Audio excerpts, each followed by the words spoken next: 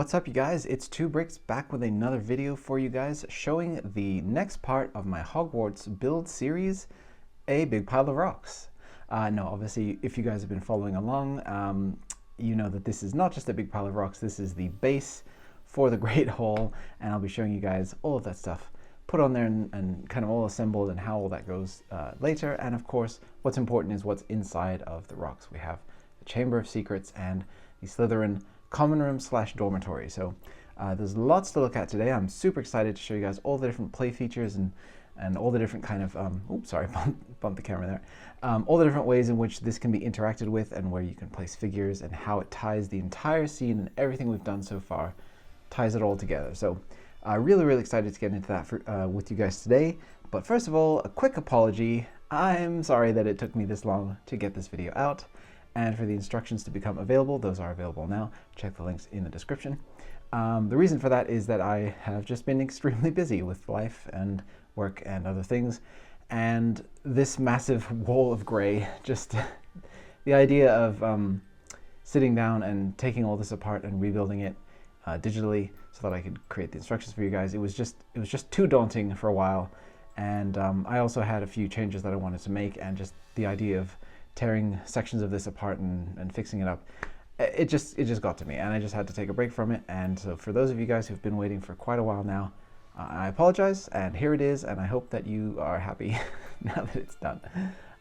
So yeah, I'm really excited to get in and show you guys all the different ways in which this connects to the other parts of Hogwarts so far.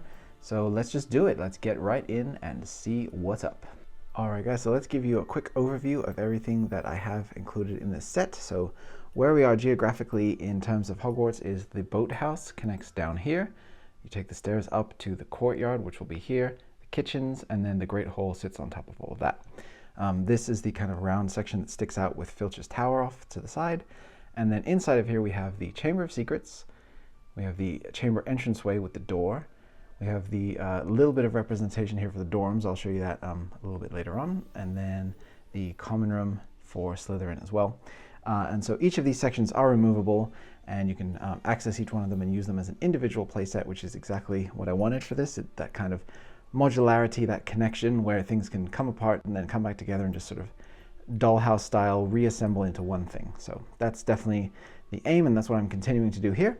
So this section around here, you can see that there are the little matriculations, I think they're called, the little kind of supports with gaps in between that will sit underneath the bay window kind of section of the Hogwarts of the Great Hall. And so that's what that part is. And then on this side, this is the connection that goes off at a 45-degree angle to where will be the large viaduct bridge when that is eventually built. So I'll give you guys a kind of ground view level at all of this, and there's actually stuff to see on the other side as well, so we'll take a look at all of that.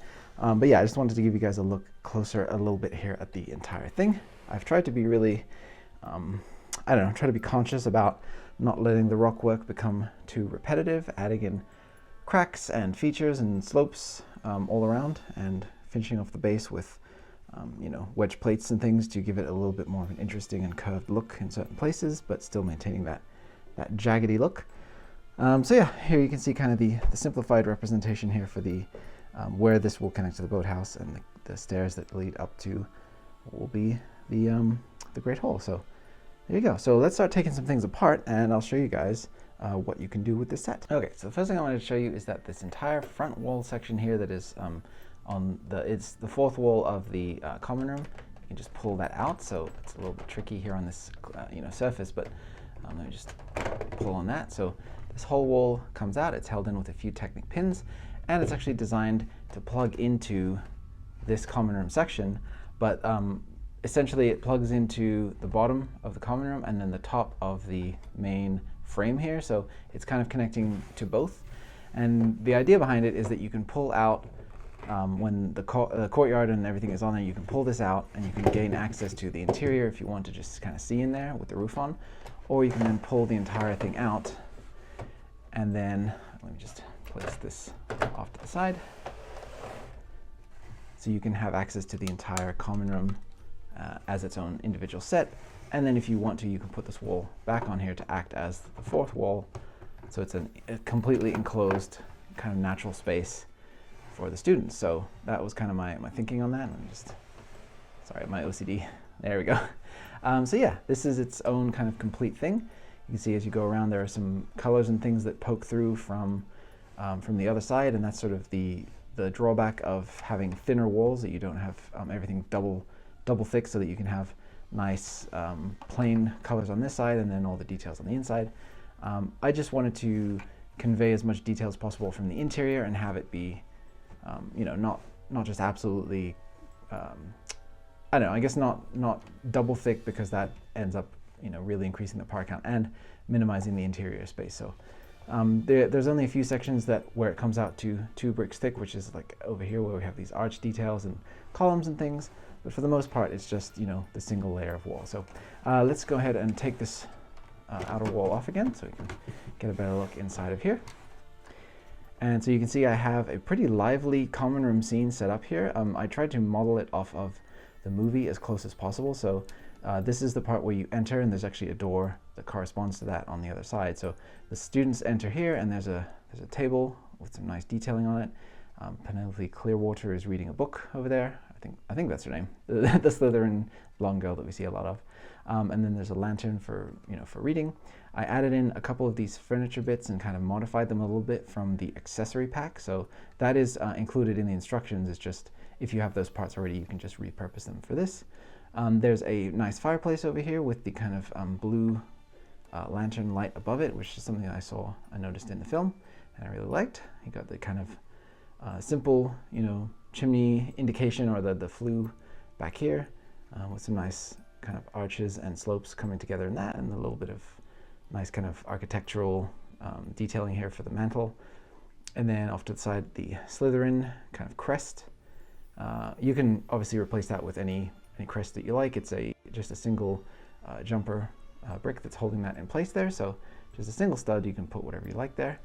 I have a little writing desk off to this side, and we have some copies of the Daily Prophet, and then a quill and some ink for students to do some homework or write letters to home or whatever they want to do, and a nice kind of dark green plush chair there to match with the color scheme. I try to really keep this sort of feeling classy, and you know, Slytherins tend to be from wealthier families and stuff, so they yeah, I don't know, I just feel like they would have a plush kind of decked out room here. So yeah, and then finishing out on this side here, we have the again, a larger round table where students can just gather, and there's a little kind of stool that you can just position how you like. And so there's seating room for, you know, 1, 2, 3, 4, 5 students, and then you know, 2 each on either side of the couches here. So quite a lot of room to place your figures around and to have them, you know, studying or doing their little activities that they're going to do. So here we have a small gift, which is to represent in the film when Draco says, "Is this yours?" and he shakes it, and he kind of steals that. It was somebody else's, and he pinches it and opens it up. So that was what that was meant to be.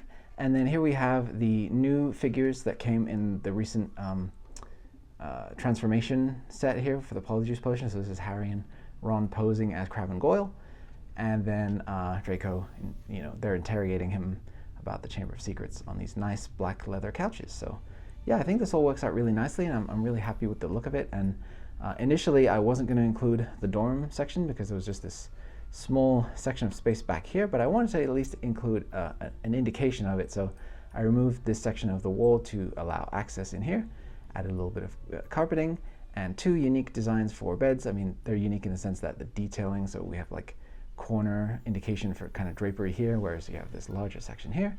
You have a little bit of the sheet kind of coming off, or the blanket on the side, whereas this is much more neatly made up. But you can put 2 students in there to be sleeping in their 4-poster beds, and I think they look very nice. So I thought, you know, if I have the space, I may as well use it. So there that is. So I really enjoy kind of the you know, leafy, dungeony, gray and tan look of this. I think it's a really cool overall kind of look for Hogwarts. It's very kind of unique to the Slytherins, and I think that it's I think it works really effectively. So really happy to have that kind of to represent at least, you know, somewhere for students to congregate, because currently I only have the Great Hall and the Courtyard. So it's nice to have some kind of interior living space, so to speak. So there we go. There's that. And then when you place it back in, oops, sorry, I just knocked off the inkwell piece here, so let's place that back. So when you want to place it back into the scene here, you just slide it in like a drawer, and then these Technic pins right here, or these Technic axles, will stop at the exact right point where it's supposed to be. So you slide that in, and there you go. And then you can replace this wall. And there you have it. So nice and tucked away. All right, so with the common room back in place, let's take a look at the Chamber of Secrets. So this entire front wall section here comes away, so you can just go ahead and pop that off. You need to just press against that gently there. So 2 Technic pins once again holding that in place. So you can see those. Actually, one of them stayed behind right there, and then the other one is over here. So it's just a nice simple hollow wall section. I really didn't want to, again, just have a bunch of extra parts just to make up, rock facade. But yeah, this is the idea right there, is to just have that break away, and then you can pull this out just like on the other side, and it just pulls out to the side. I mean, I figured it would be better to, sorry Ginny, knocking her around there. It would be better to have it come out sideways because, oh man, I'm just knocking things left, right, and center here. Apologies. Okay, so we'll just pull that out. It's hard to do with single hand. Oh, okay, the chamber is free. So yeah, I wanted to represent this larger kind of long space here to be able to pose the basilisk and have battles, and you can have the door opening here and have the snake coming through. So I needed to be a long space, and then I wanted to be able to pull it out sideways, because I figured the more you have to pull in this direction, if it was to come out at the back here, the more kind of tricky it would be, and things could get caught and stuff like that. So there you go. So let me show you back here. I have a tunnel back there, which is supposed to indicate the piping that the basilisk can escape in, and there's some nice kind of rock formations back there, some stalactites or stalagmites. I forget which one goes up and which one goes down. And I just placed the ghost of Salazar Slytherin in there for fun, just to have him standing around. I know it's not actually meant to represent his ghost, but I have a Slytherin figure, so I figured I'd put it in there. And then this is the entrance here. I'll show you later on when the figures come down through that tunnel. That's where they end up. That will actually connect to Moaning Myrtle's bathroom, which will be off in another part of the castle for another day. And then this little kind of inlet here, I just wanted to put a skull and a bone, because this kind of connects to this, boneyard, gravy kind of section of this portion of the build. So I just figured that would all kind of go well together. And here we can see, of course, the statue of Salazar Slytherin himself, the large kind of staging area here where Harry battles the basilisk. We have a little perch for Fawkes, the statues here, the snake statues that kind of line the edges of this, and this is all meant to represent shallow water down in here, so I have all these little plates and tiles to represent that. And then we have the door nicely detailed up here with all the different snakes that Harry has to speak Parseltongue to get it to open. And then all the indication of the previous victims of the basilisk, various little animals and things that it's been feeding on all this time. So really gross. And then this boulder off to the side here is actually a container, and I use that container to hold a bunch of rock pieces. The idea being, I wanted to be able to simulate, sorry again, one hand, I wanted to be able to simulate the little bit of kind of collapse, and you can just kind of dump this out onto Gilderoy Lockhart's head when his spell backfires and he wants to get kind of knocked unconscious. So I'm not going to dump all those out now, but there are 4 cylinder 1x1 bricks, 4 regular 1x1 bricks, and 4 rounded plates, and those just represent your various sizes of rock debris. And then yeah, that just sits nicely in this hollow boulder that just kind of blends into the scenery, and you just place it off to the side there until you need it. So yeah, I think that all works really effectively. So let's get this chamber out of the way, and I'll set up a little bit of the cliffs out of the way, and I'll show you some play scenarios with the set here. All right, I'll just give you a little bit of a better look at everything. So here are your Harry, Ron, and Gilderoy Lockhart figures waiting to figure out what to do next. And then, Harry comes over here and he speaks Parseltongue, and the door swings open. So you can get a nice range of motion on there, so it really swings out of the way, and the figures can proceed through. I really like the look of that, and I tried to obviously keep the rocky feel going through here without, again, bogging it down with too many additional pieces, but just to keep a little bit of that, the rock facade look. And then once you're inside, like I mentioned, there's a little perch for Fawkes because he is integral to this scene. So I wanted to call that out and have a little area for him to hang out until he's needed. And then we have the snake statues here, which are built kind of an interesting upside down way to get the teeth on top and bottom to face one another. Those are really tricky to figure out, in terms of making them too large or too bulky. I ended up going with the single wide, 1 brick thickness, because I wanted to be able to have at least 3 on either side. I felt like that was kind of key to getting that sort of look like it's going back, because there are dozens of these in the actual thing, and I wanted to at least give a decent sense of simulation for that. And the official set, we only got 2 snakes, so I definitely felt like 6 was a little closer to the full deal. And then so down in here you can see the statue of Slytherin. He's extremely mad looking because he's an angry old racist, and he's got the super angry brows. And then his mouth opens just like it does in the movie. That was my finger, not a tongue. And then you can pose the basilisk like it's coming through. So this is my Basilisk Mock that I made, and I designed it specifically to have a 2 brick wide body so that you could, place that in there. It looks super creepy and gross, and he's kind of coming out of the statue and he's attacking Harry.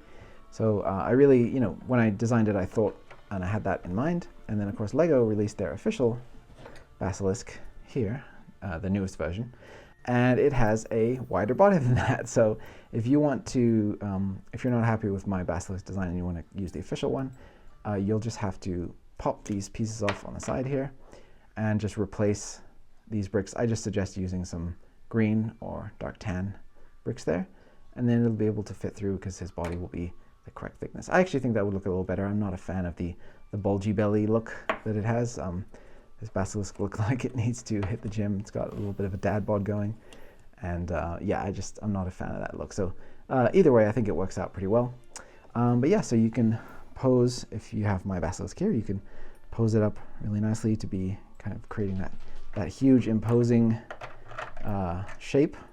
And then also I created a little area off to the side with studs so that Harry can climb on up, and he can be posed at any point on his way up the statue, and he can stand on the very top like in the movie and use the sword to stab the snake. So yeah, whoops, sorry Harry, I guess that's the end of the saga for you. But yeah, there you go. So I think that's a really great look, and of course Tom Riddle's ghost is over here waiting to do his little magic anagram. I have the hat, the sorting hat here, because Harry pulls the sword out, and we have the stabbed version of the diary that Ginny's holding. So you got all your accessories here that you need to really have a nice, I'm just going to leave Harry down here, to have a nice reenactment of that scene, and I think it works really, really well. And I think the statue of Slytherin really, really was something I wanted to hit effectively, because it's such an imposing prop in the film, and I think I did a pretty good job, so I'm fairly happy with that. Around the back here you can see it's just fairly plain, but I did want to at least have an arched area to kind of indicate, again, this is the pipes that kind of go off and take the basilisk around the school, so I thought that was important. And then yeah, I think the overall look from start to finish, it has a really nice presence to it, and I think this really works well as its own playset, so I'm really happy with that. And I think kids are going to be delighted when they see this, and then they realize that this can actually be pulled out and played with on its own. I think that's going to be a really cool feature for a lot of folk. So yeah, really, really pleased with all that. So there is the chamber itself. Okay, so I flipped this around to the other side so you can see the area that I was talking about that connects to the viaduct bridge.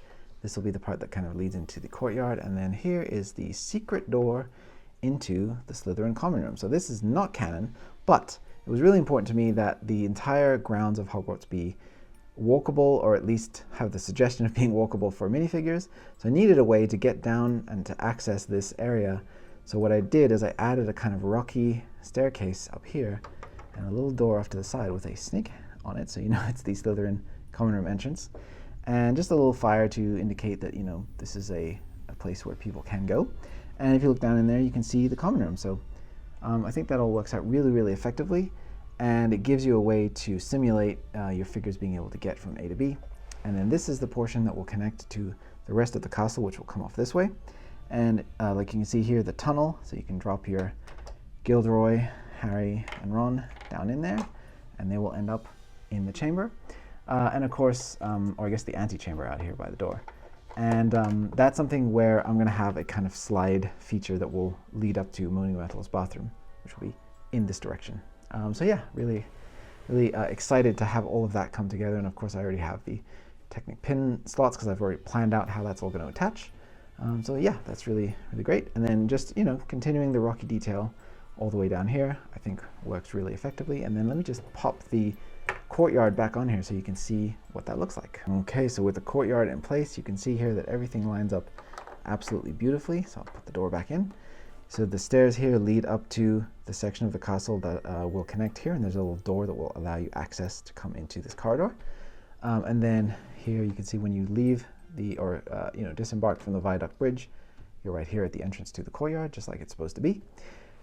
And then if we look down under here, you can see those support structures under there, just like what they're supposed to be, kind of supporting this sort of balcony section here on the courtyard. So really happy with how all of that came out. And let me show you the other side. And here you go. Here's the other side. So you can see that the rocky section that I built up around Filch's office connects in very nicely here and seamlessly into the rocky structure below. And then of course, this is still all able to just pop out with the top section attached. And that was the whole idea, to give you access down in here so you can either just play, look down in here, or pull the whole thing out and use it. So yeah, really kind of all worked out just the way that I wanted it to. So really happy about that. And just placing the wall back in, making sure that it pops. And there you go, it's fully attached. So obviously the same deal here on the other side. You can just remove this wall and gain access to the Slytherin common room. And I think that the courtyard and the rocky structures and how it all comes together and the way that the rocks that are built into the base here just come up a little bit and cut into the silhouette and give it that really natural blending into the environment there, I think that just works so effectively. I'm super happy with all of that. And then if I just place this down a little bit farther away, we can see here the way that the stairs connect, and I can bring in the boathouse. So you can see here the boathouse, this is the back section here. You have the 2 Technic pins that just connects in right there. And we can just pull that in. And then from the front, you can see, sorry, it's really hard to film. This thing is so massive. But yeah, you can see here from the front, once the boathouse is in place, the students can disembark from their boats, come around here, and then go on up to the castle to be sorted. So it all just works out absolutely great. And then let me just place the Great Hall back on here, speaking of things that are great, and then we'll take a look at the entire thing all connected. And one quick thing I just did want to mention, if you don't have the boathouse or you're not planning to get the boathouse, that's totally fine. I wanted to make sure that there wasn't an unsightly open area here that just is left. So I just designed this simple little jetty or dock to be able to plug in and fill up that space and fill kind of the same role. So you could just, if you wanted to pull a boat up to this and have your students disembark at a simple little dock and make their way up to the school that way. Just because I wanted to give you guys options. Not everybody's going to have a desire to have this large, fully fleshed out boathouse. Some people are going to just want to have the main kind of castle, and obviously I realize it's a fairly bulky thing to have off to the side of your build, and maybe that doesn't work for your display space. So yeah, that's something I just wanted to include. It's just going to be a free little additional add-on. It's something you can just find on my Rebrickable page, and get the parts for that if you want to go that route. So there you go, that's that. All right, so here you can see we have a boat that would be bringing students. You can now dock here into this boathouse. The students can disembark on the platform, come around and through this door, up the stairs, into the courtyard, where they can then either proceed up and into the hall through the doors and into the hall itself, or they can go down this corridor here, which will lead to another part of the castle that has not yet been built, or they can go down through the courtyard under here, and they can access this back area, where again that will lead to the different part of the castle that hasn't been built yet. And then way down in the back here, you can see you can actually gain access down there to the Slytherin common room, which is located below. So every single part of the castle currently is walkable, except for the chamber, which the entrance has not been hooked up yet on the other side. So that tunnel that will kind of serve as the entrance point into the chamber. But yeah, the whole plan is coming together beautifully, and I think that this just looks absolutely phenomenal, and I'm so pleased that all of this is together now, and you can really take in the full scope of this project, and maybe you can have some sympathy for me as to why it's been taking me a little bit longer, because this is extraordinarily complex stuff. And before I show you any one section, I have to design several other sections, at least, plan them out and build at least prototypes so that I can make sure that it's all going to connect together with what is to come. So there's definitely a lot of planning and a lot of work and a lot of time that goes into translating these into to be made into builds that you can actually download and get for yourself. So thank you guys for bearing with me. I really appreciate it. And yeah, there's kind of the full scope of the project so far. And again, I could not be more happy.